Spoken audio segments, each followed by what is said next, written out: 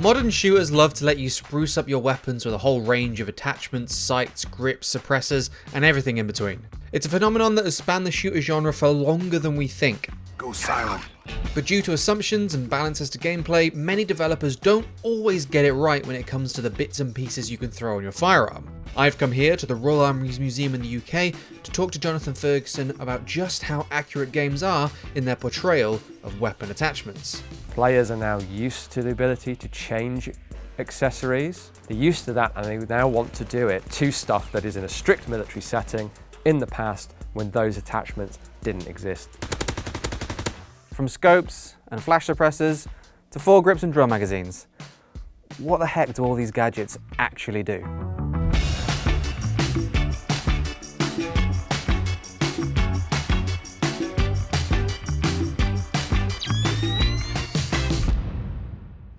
So many shooters today offer an unprecedented level of customization to the firearms with which they allow players to do virtual battle. From Battlefield 2042's active attachment system, Call of Duty's slew of accessory slots, to Escape From Tarkov's absolutely daft level of weaponry tailoring. The amount that these accessories can change up gameplay and the level of detail a player can go into when it comes to customizing their rifle is a fairly recent phenomenon, with seeds of the idea appearing only 20 years ago.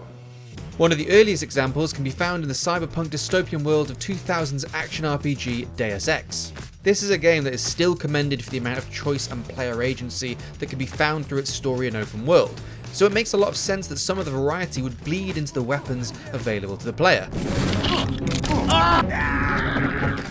The tactical shooter genre also did a lot for players who wanted to tinker with their tools. Games like SOCOM 3 and the Rainbow Six Lockdown and Vegas titles allowed players to feel that tactical vibe, if only through the ability to add things like scopes, suppressors, high capacity mags, or red dot sights. However, the first time we saw weapon customization hit the mainstream and see big commercial success was with 2007's Call of Duty 4 Modern Warfare. Weapon progression and customization was something that Infinity Ward used to make their modern shooter feel more modern. The ability to add accessories to firearms, even in this basic sense with only a single slot to offer, was something mainstream shooter fans weren't used to getting their hands on, and it helped Call of Duty 4 stand out a little higher among other shooters. And with those attachments being tied to a progression, leveling, and challenge-based system, it gave players more objectives and rewards to chase, allowing for the game to feel all the more rewarding and engaging. This, for better or worse, is still an upward trend that follows Call of Duty today, to the point where the franchise would be unrecognizable without some degree of weapon tinkering, even if that means we end up with the cursed creations of Vanguard.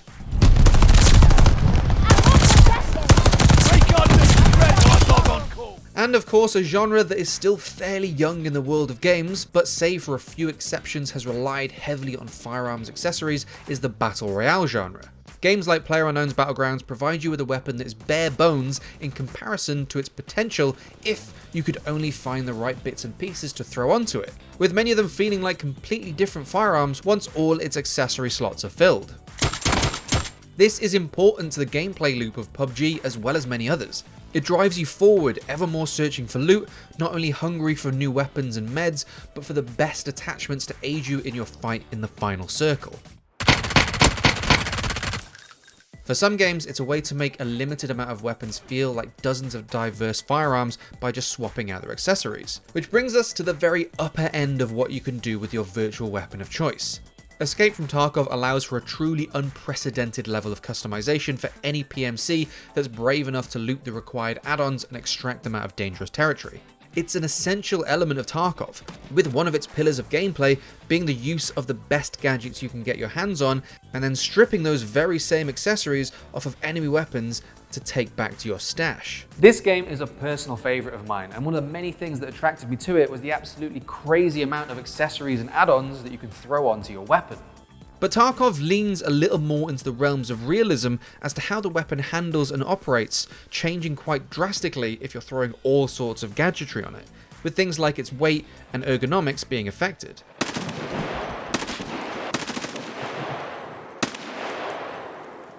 The example of Tarkov brings up the conversation as to just how accurate our games are when it comes to the portrayal of the accessories and attachments that they have to offer. Attachments can range from the subtle to the downright bizarre. While many of them are pretty inconsequential add-ons to a weapon, they're all balanced and portrayed within the constraints of their in-game universes, rather than trying to match up to a reality.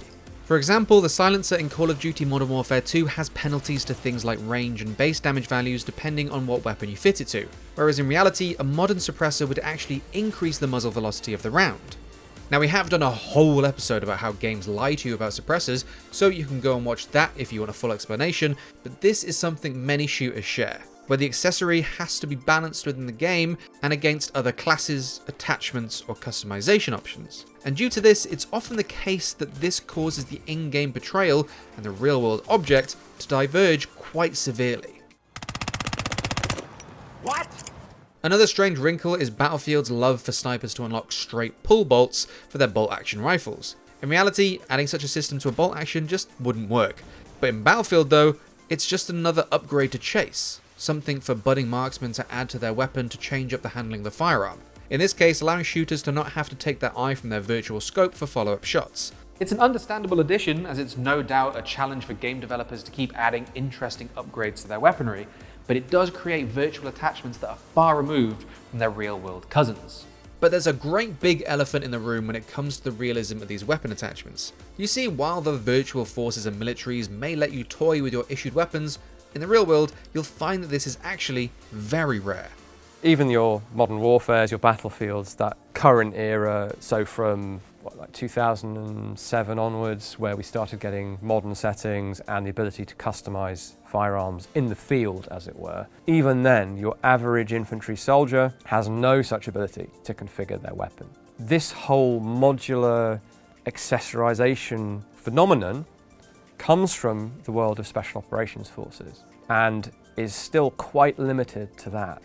So, Delta Force, SAS, Tier 1 Special Operations Forces absolutely can set their rifle or machine gun or whatever up however they want it before they go on a mission.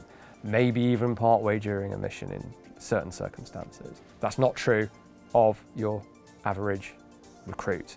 It complicates logistics. It means that you've got a mixture of different capabilities in the same squad when actually you need them all to have the same capabilities. What we see in games happen in very narrow circumstances, but generally speaking, it's still not common today, and it certainly wasn't common in the mid-20th century.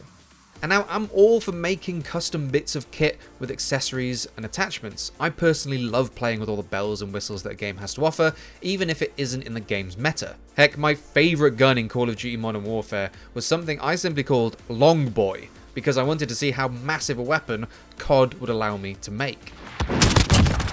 However, I am a stickler when it comes to anachronistic weapon attachments. Call of Duty World at War dipped its toes into the trend of reflex sights on MP40s, but it's unfortunately opened the floodgates for historical settings featuring misplaced gadgets.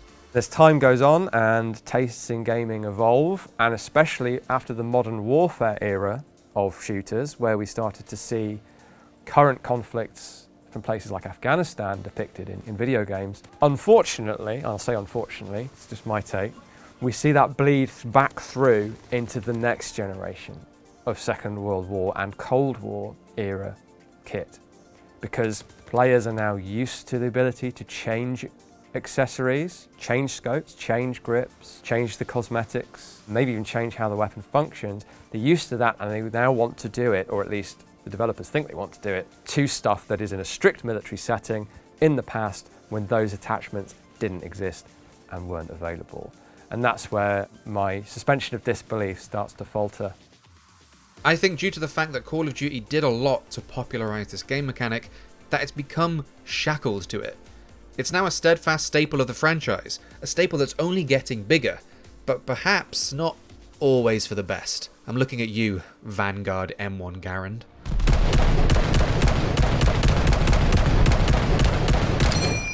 And while their place in historical titles has always been a bit of an eyebrow raiser for me, when we see games that are set in the near or far future using optics and accessories that were commonplace in the 90s or 2000s, it's also a bit of a head scratcher. In one sense you think, that scope looks awfully like an ACOG and it's the year 40,000, but I think the case is that gamers have now got an expectation when it comes to add-ons, and developers are playing to that.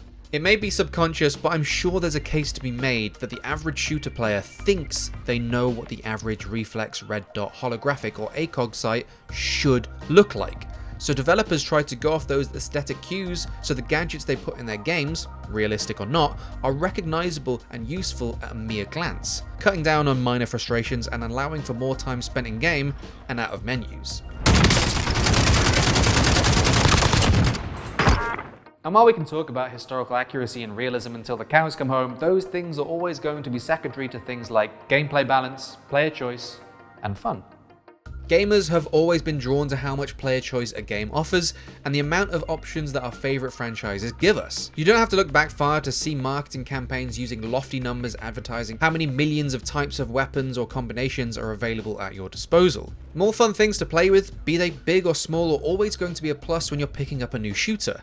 Especially with the fact that for so many of these games, you're likely going to be playing them for a year at the very least. With more of those options affecting gameplay or weapon statistics, it becomes a bigger challenge to balance all of those firearm accoutrements. So it's understandable that devs have to take some liberties with the whole potential effectiveness of accessories and add-ons in order to keep the game balanced as a whole. This whole thing is a bit of a double-edged sword. We talk about realism a lot. What do we mean by realism? So on the level of what's realistic for a soldier to be using in a given conflict in a different period, games have strayed very far from that, increasingly far, with different wacky accessorizations and especially the cosmetic options that we see, and especially in the multiplayer setting. But we do have to consider, and I think give credit, that in some ways these highly customizable weapons are being very realistic because they are faithful to the technology that has been developed. In an era-appropriate setting, that technology exists. Picatinny rails, accessories, customization. We're usually playing some sort of special operations forces anyway. It's some fantastical world-ending scenario that's going on. I can suspend disbelief and I can enjoy the fidelity to the technology, if that makes sense. Video games are simultaneously realistic in that they are drawing from real technology and replicating it often very faithfully. It's just the setting that's fantastical and makes it also unrealistic. That'll do it. Good. Head back to the flank rank. I'm a massive fan of shooters, from the action-packed and arcadey to the slow-paced and tactical. And one of the things that I love most is how that variety can impact the way that I play. I love to see a weapon list that's not only long with the number of weapons that I can play with, but also broad with what I can do with each and every one of them. I'm sure you can guess that I really do love an essence of realism and authenticity in my shooters. As someone who finds the subject fascinating and grew up on this video game genre, it has always been appealing to me. But I also adore the variety that our games give us. Like Jonathan said, the more fun I'm having, the more my disbelief is suspended, and a greater level of variety and player choice serves every player and puts more options at their fingertips. And I think that's always going to be a good thing. For all the fun tinkering and loadout building we get to do in our favourite shooters today, I think we can put up with a few liberties to realism and turn a blind eye to the odd cursed World War II Tommy gun or two. Thank you so much for watching this week's episode of Loadout. In our upcoming bonus episode, we're going to be having a deeper dive into some specific attachments, so don't miss that. But if you enjoyed this episode, please do like the video and subscribe, and make sure you let your thoughts be known in the comment section down below, or reach out to me on Twitter @IrregularDave. If you want more video game weaponry content, you can watch our previous episode of this show, or check out our weekly series of Expert Reacts, where I show our friends at the Royal Armoury a selection of video game weapons to break down. Until next time, I've been your host Dave Jewitt. Thanks again for watching, and I'll see you in the next one.